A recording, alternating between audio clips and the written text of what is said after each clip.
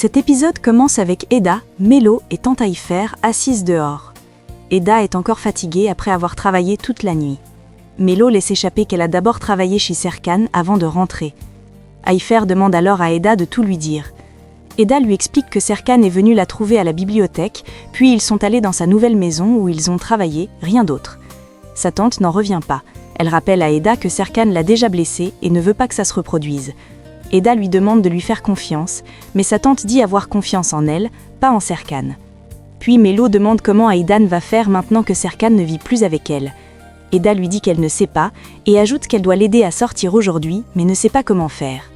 Haïfer lui propose alors de lui donner du thé de Mardin, ce qui la détendra.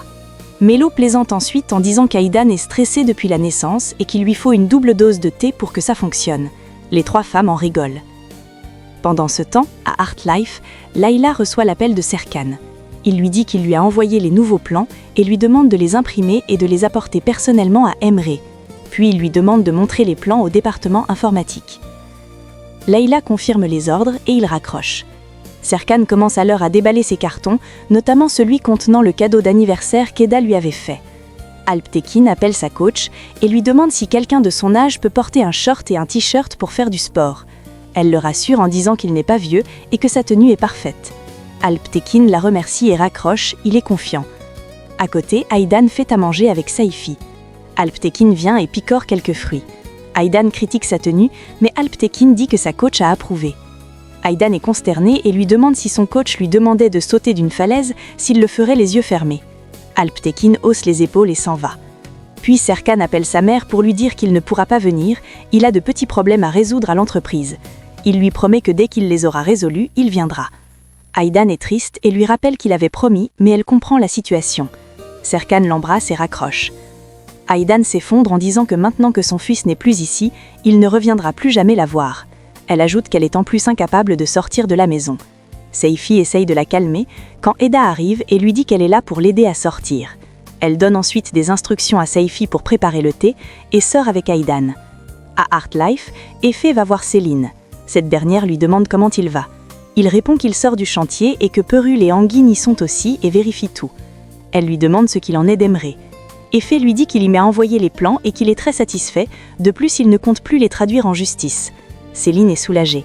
Puis elle lui dit qu'après les réparations terminées, Serkan va envoyer les plans à un organisme indépendant pour vérification. Effé apprécie l'initiative. Puis elle lui dit qu'il doit être bouleversé étant donné que c'est son ami et client. Effé lui dit que c'est vrai, mais que les choses sont rentrées dans l'ordre maintenant. Puis Effé demande comment Aidan va faire maintenant que Serkan ne vit plus avec elle. Dans ce temps, Eda est avec Aidan, elle boit le thé. Très vite, il fait effet. Aidan devient euphorique, joyeuse et totalement désinhibée. Elle complimente Eda à répétition, dit qu'elle est magnifique, qu'elle doit s'aimer, lâcher ses cheveux, profiter de la vie. Elle rit sans arrêt, parle beaucoup et se sent invincible. Eda demande à Saifi combien de cuillères de thé il a mis. Il lui dit 3. Eda lui dit que c'est beaucoup trop peu. Sous cet effet, Eda lui demande quand même si elle est prête à sortir. Aidan accepte, tout excité, de sortir de la maison, chose qu'elle n'avait pas faite depuis très longtemps. Ils vont dans le garage et Aidan dévoile une magnifique voiture. Elle ordonne ensuite à Saifi de lui donner les clés, mais Eda lui dit qu'elle ne peut pas conduire dans cet état. Saifi appuie en disant que les routes ont changé, elle ne pourra pas s'en sortir. Mais Aidan insiste pour avoir les clés. Eda décide alors de prendre les clés, c'est elle qui conduira. Ils sortent du garage et traversent le portail, Aidan est euphorique. Seren va au magasin de fleurs. Elle explique qu'elle n'arrive pas à se concentrer au bureau et est venue ici pour être mieux. Haïfer lui demande si tout va bien. Seren lui dit oui. Puis Haïfer va apporter du thé. Pendant que Seren regarde des photos de Ferit sur les réseaux, il l'appelle. Haïfer regarde Seren, ses yeux brillent. Seren dit à Ferit qu'elle est venue travailler au magasin de fleurs. Puis il lui demande si elle est fâchée contre lui.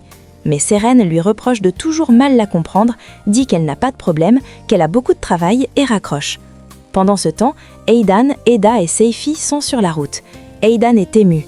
Elle est frappée par les changements de la ville, les immeubles, les routes, les nouveaux bâtiments. Elle dit que tout a changé. Submergée par l'émotion, elle exprime sa nostalgie et demande à aller voir la mer. Eda accepte immédiatement et l'y emmène. Au bord de la mer, Aidan est profondément émue. Elle parle aux poissons, leur dit combien ils lui ont manqué, combien la liberté lui avait manqué. Elle se sent vivante et heureuse. Elle remercie Eda et lui dit qu'elle est une fille exceptionnelle. Portée par cette énergie, Aiden décide qu'elle veut maintenant voir son fils. Seren est en train de travailler quand Ferit arrive. Elle est surprise de le voir là. Il explique qu'il est venu acheter des fleurs pour quelqu'un et ajoute que tout le monde au bureau lui a conseillé cet endroit. Seren fait mine de le croire. Puis il demande à voir Eifer. Il va la voir et se présente. Eifer le reconnaît comme un collègue d'Eda. Ferit lui dit qu'il aimerait un bouquet de fleurs pour se faire pardonner auprès d'une personne qu'il aime beaucoup. Eifer lui dit qu'il est entre de bonnes mains et qu'elle s'en charge. Il lui tend ensuite une carte à joindre au bouquet et s'en va s'asseoir avec Seren. Aidan, Eda et Seifi se rendent chez Serkan. Lorsqu'il ouvre la porte et voit sa mère dehors, souriante et pleine d'énergie, il est choqué et bouleversé. Aidan crie « Liberté !» Elle dit que tout cela est grâce à Eda et les force à faire un câlin groupé. Aidan entre dans la maison comme si c'était la sienne. Elle observe tout, trouve la décoration très moderne, prépare du café, parle sans s'arrêter. Serkan, inquiet, demande discrètement à Eda ce qui arrive à sa mère. Eda avoue qu'elle a bu un thé spécial, mais qu'il était trop fort en regardant Seifi. Seifi fuit. Eda s'excuse, mais Serkan la remercie et lui dit qu'elle a encore fait un miracle. Peu après, Céline arrive. Elle explique que sa maison a été inondée et qu'on lui a dit que cette maison appartenant à l'entreprise était libre. Elle pensait pouvoir y rester quelque temps. Elle est surprise de voir Aidan. Cette dernière l'accueille avec un enthousiasme débordant, plaisante sur le fait que la maison se transforme en hôtel. Puis il lui donne une tasse de café, mais il s'agit de la tasse d'Eda qui change de couleur. Eda parvient à la récupérer et la pose sur le comptoir. Puis Aidan demande à Seifi de mettre de la musique. À côté, Céline dit à Serkan qu'elle espère que ça ne dérange pas si elle reste ici. Serkan lui dit qu'il y a plusieurs chambres, donc ça ne sera pas un problème. Eda fait de son mieux pour garder le calme. Pendant que Aidan danse, elle lui dit qu'ils doivent y aller. Elle doit passer au bureau. Serkan essaye de retenir Eda, mais elle l'ignore. En sortant, Aidan demande pourquoi Céline est dans la maison de son fils. Serkan est complètement dépassé. Au magasin, Ferit est avec Seren. Eifer lui apporte son bouquet de fleurs. Seren et lui le complimentent, le trouvent très beau et disent qu'Eifer a des mains magiques. Puis Ferit dit que sa cuisine doit être tout aussi bonne si même Serkan Bolat a arrêté sa diète pour y goûter. Eifer dit qu'on n'aime pas trop ce nom ici. Ferit s'excuse, puis Eifer lui propose de venir dîner ce soir. Ferit hésite d'abord mais finit par accepter.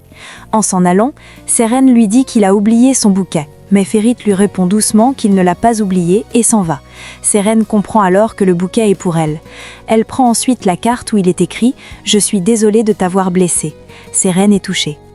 À l'entreprise, Eda est en train de travailler avec Effet. Il lui demande, par rapport à la dernière situation, qui est-ce que Serkan suspecte. Eda lui dit, un peu suspicieuse, qu'elle ne sait pas et lui retourne la question. Effet lui dit qu'il n'a aucune idée. Puis Eda lui propose d'aller dîner ce soir et Effet accepte avec enthousiasme.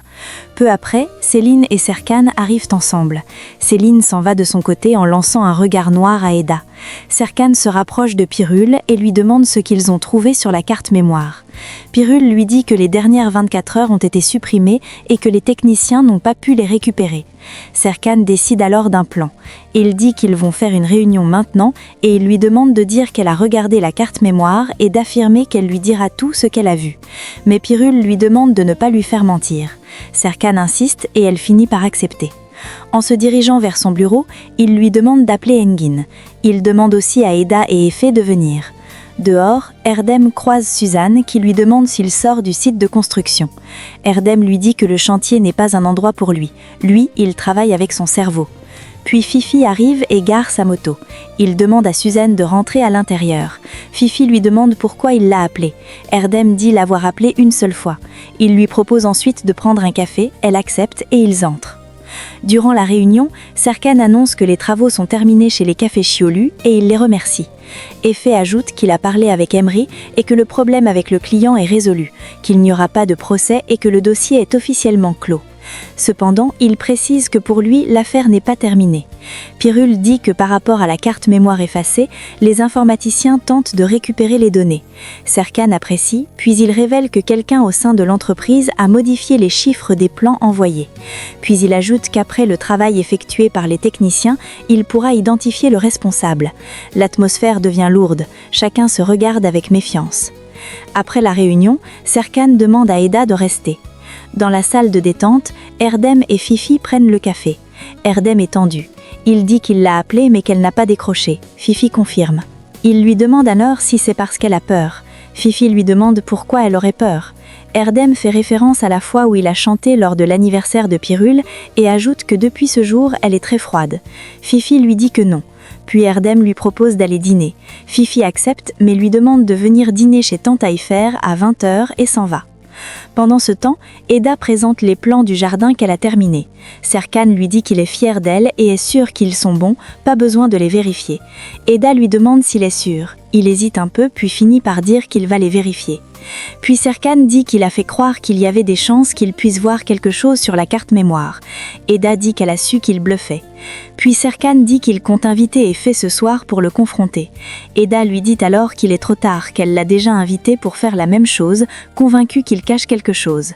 Serkan lui dit alors qu'il accepte qu'elle aille à ce dîner si elle laisse son téléphone en appel pour qu'il puisse écouter à distance.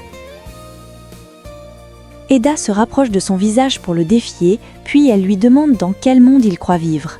Elle dit qu'elle espère qu'il acceptera ce qu'il va entendre et s'en va. Peu après, Engin va voir Peril et lui parle brièvement de la situation au bureau et de l'investigation de Serkan. Puis, il lui propose de passer chez lui pour passer un moment à deux, maintenant que tout le monde ici est au courant de leur relation. Peril accepte, mais lui demande de rentrer un peu plus tard parce qu'elle a une surprise pour lui. Engin est très excité, dit qu'il a hâte et s'en va. Serkan est dans son bureau et se prépare à sortir quand Céline vient le voir. Elle lui dit qu'elle s'en va et lui demande où il va. Serkan lui dit qu'il va dîner au restaurant. Céline est étonnée et lui demande s'il va dîner seul. Serkan lui confie qu'il va surveiller Eda et Efe, surtout Efe. Céline propose alors de l'accompagner et Serkan accepte. Puis Céline lui demande s'il est sûr qu'Efe ait fait une chose pareille. Serkan affirme que oui et ils s'en vont. Dehors, Céline et Serkan voient Eda et Efe partir. Peu après, ils les suivent. Engin rentre chez lui, Peril a nettoyé la maison de fond en comble et a installé des tapis de yoga. Engin est sous le choc. Lui, il a apporté des snacks pour regarder le match. Peril lui dit qu'elle voulait qu'il fasse du yoga pour se détendre, mais Engin veut regarder le match. Il ajoute que ce sera un peu difficile pour lui de changer ses habitudes, mais que pour le moment, on peut y aller doucement. Peril cède alors et lui dit que la télé est dans la chambre. Pendant ce temps, Aydan est toute contente d'avoir pu sortir et voir la maison de son fils. Elle dit qu'Eda a une influence angélique sur elle. Quand Alptekin rentre fatigué, elle veut le lui dire, mais ce dernier lui montre plutôt une vidéo de son entraînement avec la coach Onur. Aydan constate alors que c'est une femme, ce qui ne lui plaît pas, mais elle garde son calme. En se levant, Alptekin sent qu'elle lui cache quelque chose, mais ne veut pas trop débattre et va prendre une douche. Seifi lui demande pourquoi elle ne lui a pas dit. Aydan dit que non, ce n'est pas urgent, et lui demande également de ne rien dire. Pendant ce temps, Eda et Efe sont au restaurant. Serkan et Céline également. Eda lance l'appel et Serkan les écoute. Efe se montre charmant et flatteur. Il complimente Eda sur sa beauté et son talent. Il dit que Serkan est obsédé par elle. Eda est mal à l'aise. Efe lui demande pourquoi elle et Serkan se sont séparés. Eda répond honnêtement, disant que Serkan a toujours fait passer son travail avant elle et qu'elle se sentait comme un obstacle dans sa vie. Efe lui dit qu'il aime travailler avec elle, qu'elle rend le travail plus supportable et qu'il apprécie sa présence. Pendant ce temps, Serkan écoute la conversation et devient de plus en plus tendu, jaloux et agacé. Céline essaie de le calmer et lui propose de partir, mais Serkan refuse. Efe essaie ensuite d'appeler Serkan pour qu'ils puissent discuter et apaise les tensions, mais la ligne sonne occupée. Eda raccroche discrètement. Serkan lui fait signe de loin de reprendre l'appel, mais Eda l'ignore. Efe aborde ensuite le sujet principal, les plans modifiés et l'effondrement, et demande qui est-ce que Serkan suspecte. Eda lui répond sans détour, « Toi ». Efe sourit gêné, mais Eda lui dit que maintenant que tout est réparé, il va passer à autre chose. Efe dit qu'il a besoin d'en parler avec Serkan au plus vite. Eda lui demande s'il sait alors quelque chose de particulier à propos de ça.